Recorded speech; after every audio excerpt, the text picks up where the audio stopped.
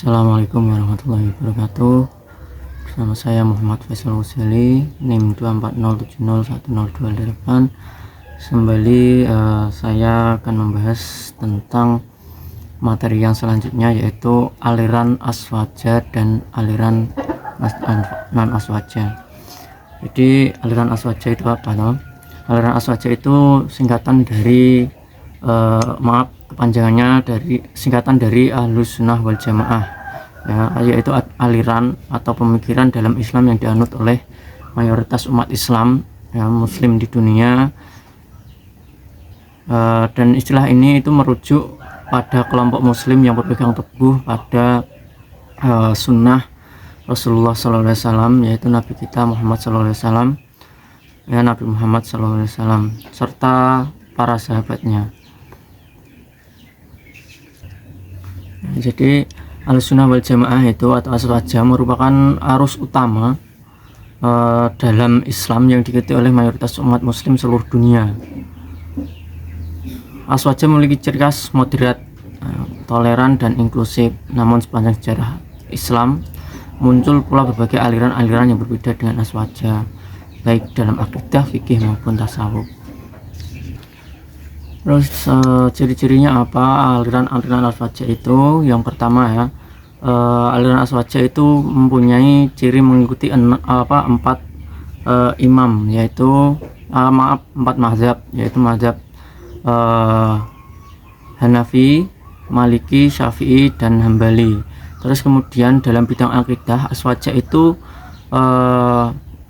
mengikuti mazhab Abu Hasan al-Asy'ari dan Imam Abu Mansur al-Maturidi.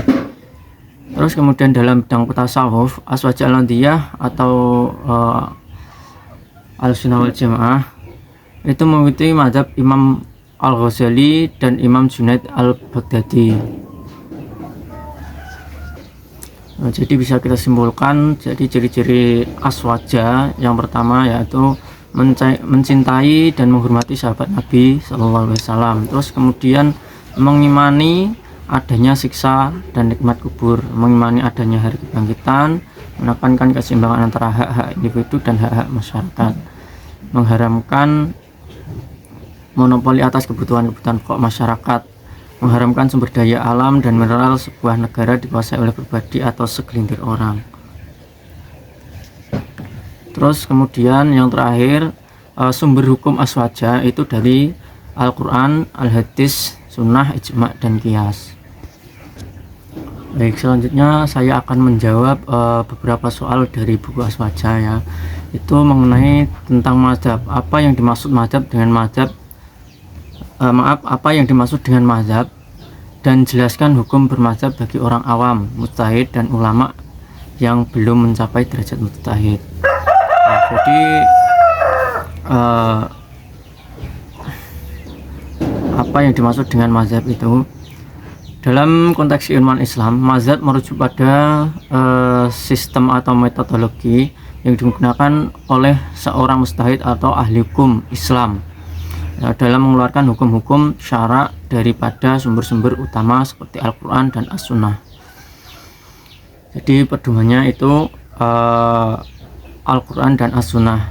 Ia merupakan kerangka pemikiran yang merangkum prinsip-prinsip, kaidah-kaidah dan pendekatan-pendekatan tertentu dalam memahami dan mengaplikasikan ajaran Islam.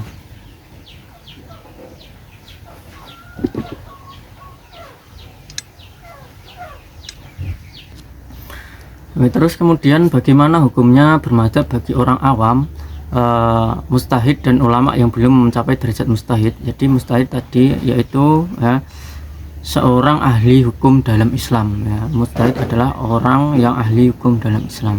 Jadi bagaimana hukum bermadzhab bagi orang awam, mujtahid dan ulama yang belum mencapai derajat mujtahid? Yang pertama, orang awam, ya. Bagi orang awam yang tidak mempunyai pengetahuan mendalam tentang hukum Islam adalah wajib untuk mengikuti salah satu mazhab yang muktabar atau diakui.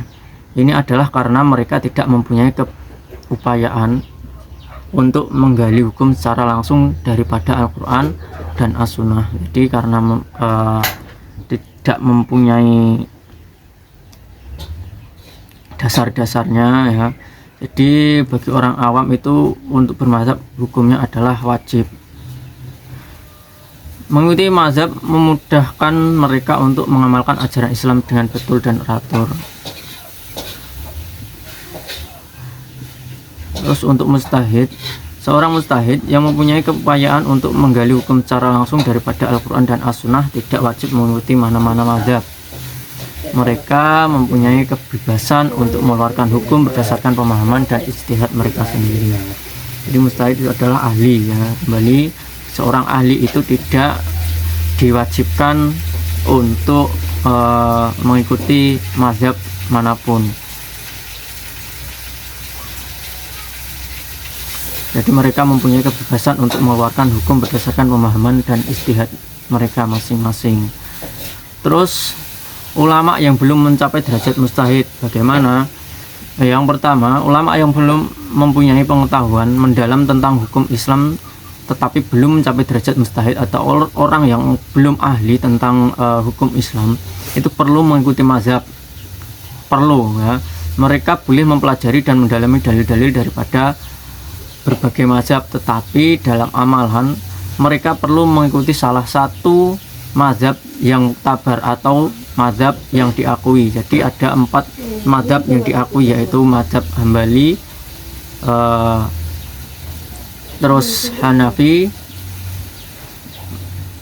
maaf saya urut ya, mulai dari mazhab Hanafi, Maliki, Syafi'i, kemudian mazhab Hambali.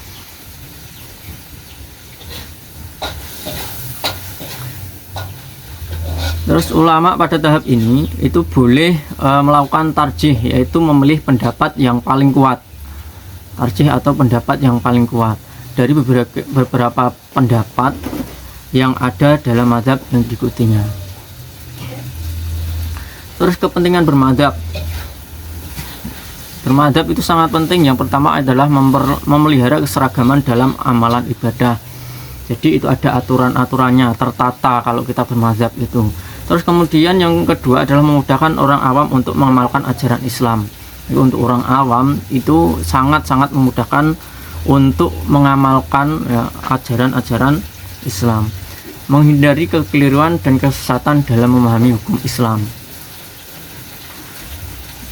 Jadi karena ini ya, mazhab itu adalah yang sudah dirangkum oleh mujtahid. Jadi kepentingan bermadzhab yang ketiga itu loh adalah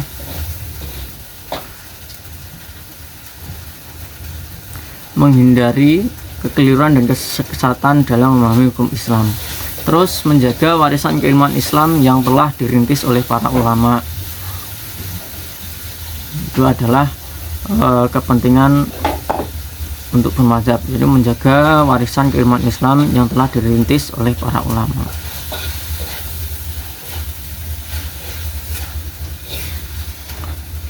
Terus kemudian apa saja aliran-aliran non aswaja itu?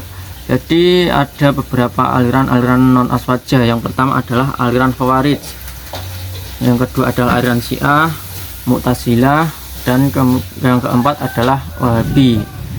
Jadi Khawarij itu muncul pada awal sejarah Islam yang dikenal dengan pandangan ekstrimnya, yaitu Khawarij meyakini bahwa orang yang melakukan dosa besar itu adalah orang kafir. Itu adalah ciri utamanya, sering mengkafir-kafirkan orang yang melakukan dosa besar, itu mereka langsung menuduh kafir. Terus kemudian aliran Syiah, yaitu aliran yang meyakini bahwa kepemimpinan setelah Nabi Muhammad SAW seharusnya dipegang oleh keturunan Ali bin Abi Thalib atau Ahlul Bait. Dan mereka itu meyakini bahwa Ali dan keturunannya adalah imam-imam yang maksum dan terpelihara dari dosa. Yang ketiga adalah Mu'tazilah, aliran teologi rasionalis yang menekankan dengan pemikiran atau akalnya dalam memahami ajaran Islam. Mu'tazilah itu memiliki 5 prinsip dasar yang dikenal dengan usul al-khamsah. Terus kemudian Wahabi. Ya, kemarin itu usul al-Khamsah sudah saya bahas di video yang ke-6 seingat saya, jadi bisa diputar kembali. Terus kemudian Wahabi, yaitu gerakan reformasi Islam yang menekankan permurnian atau tauhid, pemurnian tauhid dan penolakan terhadap segala bentuk syirik dan bid'ah. Gerakan ini sangat kuat di negara Saudi Arabia.